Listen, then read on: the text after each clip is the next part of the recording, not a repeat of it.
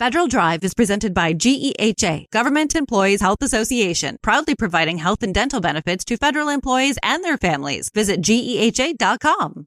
As the shutdown enters its second week, contractors are navigating uncertainty around staffing, deliverables, and compliance. The Professional Services Council is offering strategic guidance, including checklists for stop work orders and terminations, and it's sharing insights from its recent meetings with White House leaders. Here with the details is PSC's CEO, Jim Carroll. Jim, great to have you back. Thank you, Terry. It's always good to be on. We are in week 2 of a shutdown, and shutdown is affecting the government contracting community differentially right now. Some have contracts as a result of the One Big Beautiful Bill from July, and others are waiting. What are you hearing from across the community?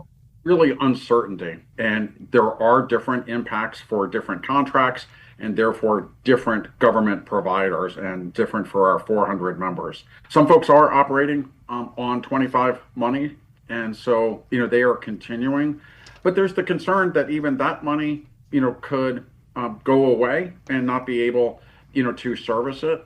And of course there's a lot of contractors that are sitting at home with complete uncertainty as to whether or not they will get a paycheck. It's not like the government employees. And so what's your advice to folks in the government contracting community right now? If they have a contract that is shut down, it's to see if they can assign people, diversify a little bit, get over, to a funded contract. And of course, it's to look at that contract to make sure, because on most firm fixed price contracts, they might get paid, even during these stoppages. And so, there's a lot of contractual language that might allow for payment even during, a stopped work order. Sadly, it's not on every contract. And then, of course, the other is, to stay in touch as much as you can with the contracting officer. The concern is even when the government, or even when the bill gets signed, even if it's just a CR, getting the government restarted is not easy, and it's a big hit financially. Are you seeing any realignment of the prime subcontractor space as a result of the shutdown? Not yet. We're wondering, if there will be. And one of the things we're obviously watching is, if the government, if the administration shutters some places permanently. And so, they threatened that last week. Over the weekend, they said, they would only take that measure if there does not appear to be a resolution. And, we're, hope that this week doesn't prove, to be even more disastrous, quite frankly. So PSC has some checklists for contractors during this time. We do. And, our members are utilizing this checklist to sort of go down to, find exactly the things that they need to do.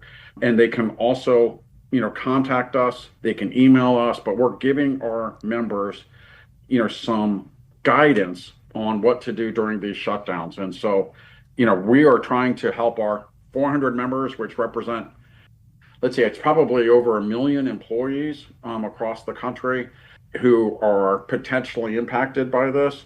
And so, it's been an interesting year. What's that old proverb? May you live in interesting times. We're living in interesting times, Terry. And so, we're trying to help as much as we can.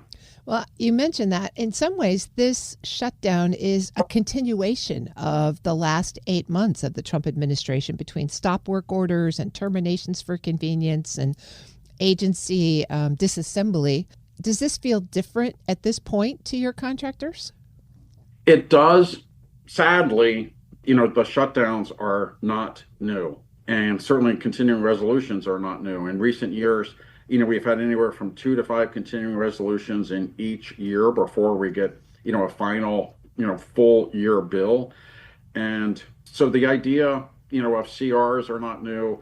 Sadly, the idea of shutdowns aren't new. It was, back in 2018 in December during President Trump's first term where the government was shut down for 35 days. This one does feel different because I don't see a resolution easily happening. Both sides seem to be pretty dug in. And I do think part of the reason this one feels differently is because so many people, so many companies, so many government agencies, have been impacted, since January of this year.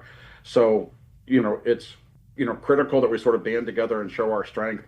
I took the CEOs of several of my companies in last week to the White House on Friday, even though there was a government shutdown, to meet with OMB. And, we've had good, productive conversations. We have more meetings coming up. And so, we're continuing to push on behalf of the industry. I'm speaking with Jim Carroll. He's the CEO of the Professional Services Council. Well, Jim, tell us about those meetings with the White House, because as you say, even in a government shutdown, some business is still getting done. And I know you've been meeting on several different topics. We have. We had 2 meetings in the past 10 days at the White House. One was on artificial intelligence. And so many of the companies that are members have, stepped up, really embraced AI, and are using it to produce better, faster results for the government, for their contracts.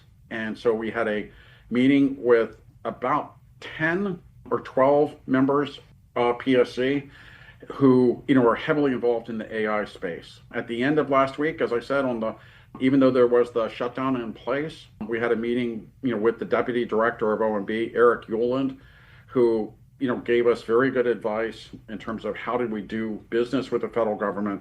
And that was a great meeting. Terry, we're supposed to be, we're taking a bunch of our members that do DHS work to California next week. And what we're trying to do is figure out if that meeting is still going to happen.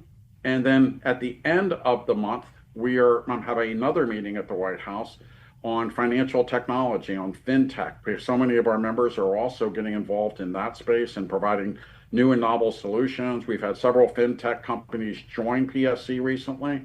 And so we're getting into these government agencies, getting into the White House as much as possible to make our voice heard. And what are you hearing in response? Because not a lot of folks have that kind of access. No, we're very fortunate to have this access, and this is why we really, believe PSC is the leading voice for industry in DC. What we're hearing is a desire to implement some of the things that contractors have been asking for years, which is to do a more open and transparent process of identifying the problem and asking for solutions, as opposed to just putting out, an RFI, to develop a specific solution to a problem. They want to identify the problem and have us come up with unique solutions. They want to do that. They want to make sure that we're not, just operating on time and materials or, cost plus, that we're actually getting to results oriented contracting where, we are producing the result and getting paid for it. We have new and novel ideas. We're constantly evolving. PSC is evolving. That's how we're getting, more involved in the fintech space and the AI space and working groups on that. And, we are evolving. And thankfully, so many in the government recognize that PSC is leading this charge in some of the emerging tech. And so we're able to bring our members in with us. Just before the shutdown, Jim, another big chunk of the FAR rewrite dropped. Are you seeing that the words from OMB and the procurement and GSA match the FAR rewrite? For the most part, yes. I think there is some unity in that. I think the concern we have, and we did raise this with OMB, is that the comment period, we're hearing that it's going to continue to be very truncated. And these are very complicated issues. And, having just a few weeks to, produce comments might not get the best results for the government. So we're asking them, to give us as much time as an industry to respond to these proposals so that they can actually produce the result that they want. We're working together with the government. And so, we're happy to have that partnership and the open dialogue. What we hope is that, of course, that the implementation now takes place of a way to make the government more efficient. Well, even with the shutdown, it sounds like PSC has a lot on its plate. It does. I think we're busier, than ever, which is actually, the role of Professional Services Council to be able to help, our contractors and help, the people with whom they deal, the government employees, the contracting officers, the heads of these departments, as much as possible. And so I hope by the time we speak with you next week, the shutdown will have ended. Well, let's hope. I've been speaking with Jim Carroll. He's the CEO of the Professional Services Council. Jim, thanks as always. Thank you, Terry. We'll post this interview at federalnewsnetwork.com/Federal Drive. Subscribe to the Federal Drive wherever you get your podcasts.